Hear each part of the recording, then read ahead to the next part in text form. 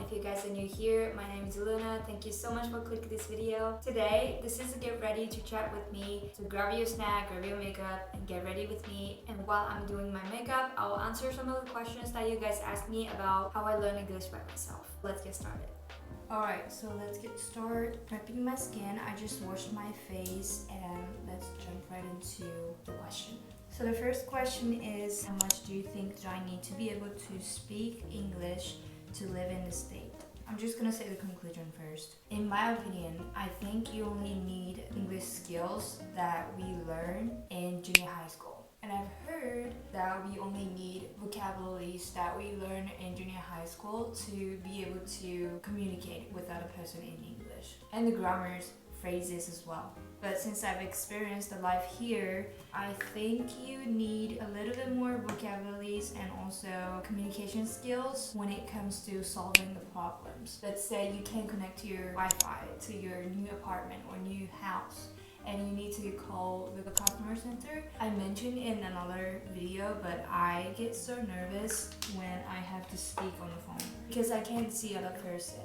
I'm using a Rare Beauty pore diffusing primer and illuminating primer base. This is so good. Like, gives me a dewy look. And also when you're applying for something like driver license or like state ID, just like I did, I needed to research a lot of things. Like, what do I have to bring? And it's all gonna be English, so you need more vocabularies, like more difficult ones. But sometimes, especially for like internet providers or like some of those customer center, they sometimes have people who can speak Japanese. I'm using a Maybelline Instant Age Rewind. I've never read the name of this product before. Okay, I thought this is just a multi-use concealer.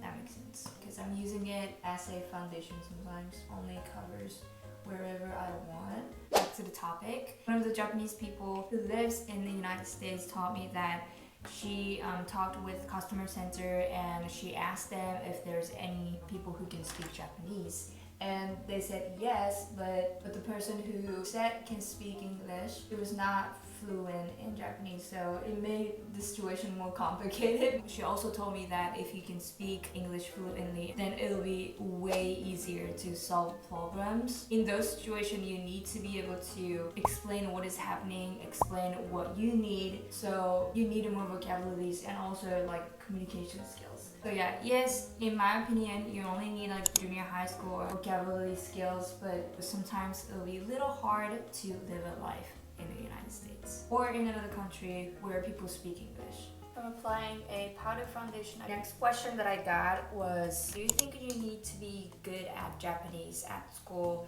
to be good at English as well? The answer is no, because I was terrible at Japanese. That was my least favorite subject at school, but I was always good at English somehow. I just liked it, but I didn't like the way they taught me English.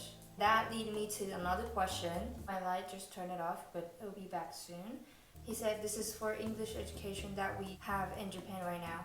What is the one thing that you wish you could learn when you were in school? Definitely conversation skill. Because looking back, I think we only learn like grammars or like new words, and that's it. We never learn how to use English. And I think that's why, even though we learn English at school, there are only a few people who can speak English. And I know that some of the country provides really well curriculum at school, so everyone, like literally everyone can speak English just only from school. We can't speak English with only the education that we get at school. And I think that's really sad.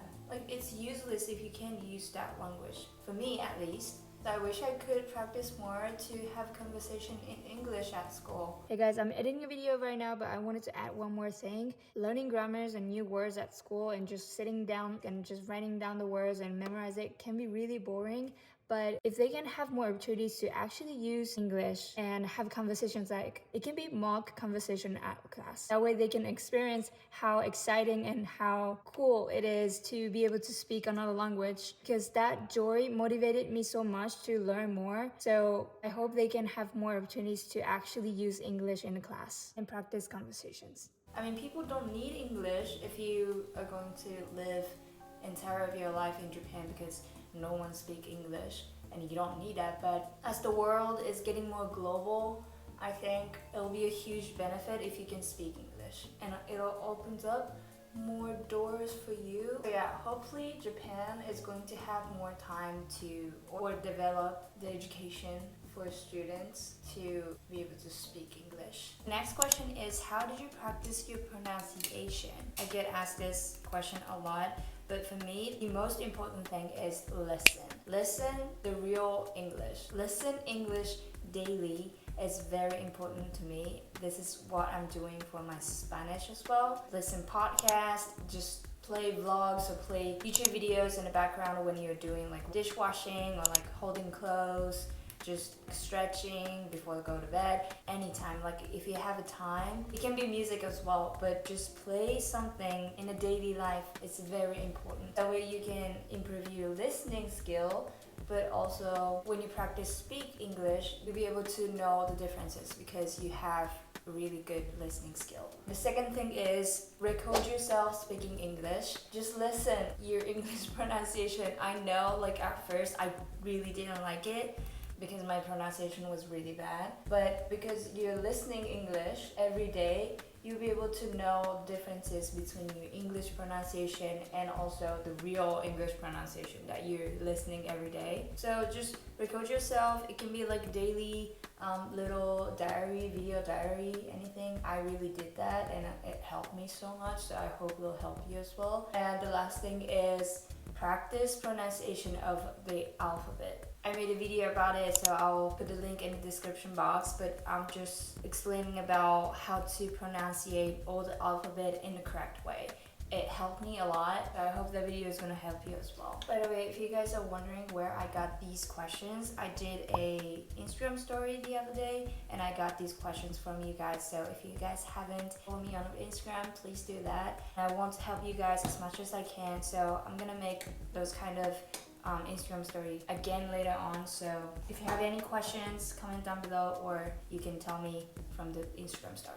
Alright guys, here is the final look. Thank you guys so much for watching this video until the end. If you guys have any questions about my English journey or the other side like dancing or like life in America stuff, then comment down below. I would love to help you guys and answer your questions. Also, the audition season is coming up. We started the prep class last week, so if you guys have any questions about auditions and how to become a professional dancer in the States, comment down below as well. But yeah, if you want to know how I learn English by myself more, then here is the video for you. I hope this video is going to help you as well. And if you want to get to know about me more, here's the video for you. I'm talking about how I became a professional dancer in the States. And I'll see you guys in this video. Bye!